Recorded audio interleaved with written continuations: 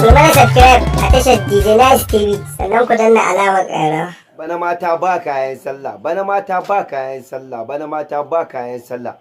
Alhaji, ni fa cikin murna yake da farin ciki. Ba zai yiwu ba. To ayi abu a buɗe mana. Kinga, kwantar da hankalinki. Yanzu zaki ji komai a buɗe. Sarki Alnu shi ne ya ce bana ba mutum da zai kayan sallah a Kannywood. Kai, Fatuwa sha, ni kiwo tsaki.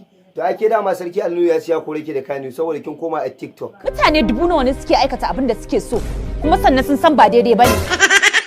Oke, har kika ce, to Allah ya baya sa'a.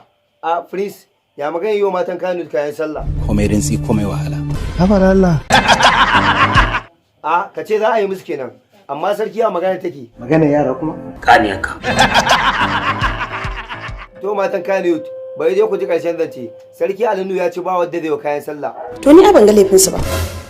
Dan Allah Alhaji kai haƙuri. Kin ga ba fa magana hakuri. Sarki Alinu magana ɗaya yake yi. Allah isa haka shi yafi alheri. Akan me? To ni dai ban sani ba, amma ya ce bari ba kayan sallah. Kaniyanka. Na'am. Kaniyanka. Yau Halima a tete. Sarki Alinu ya ce ne listin mutum 10 da zai wa kyauta, amma ba sai dai ki hakuri saboda ban sa da ke ba. Me yasa zaka min haka? Wallahi haka nan, ba ma ke kadai ba, na cire sunan Jamila na gudu. Ni tawa kaddara a haka ta zo mu. Da na tabbatar akwai wani abu. Wallahi ba wani abu. A Momo. Ina sharara maka bani wallahi. A Mari kuma.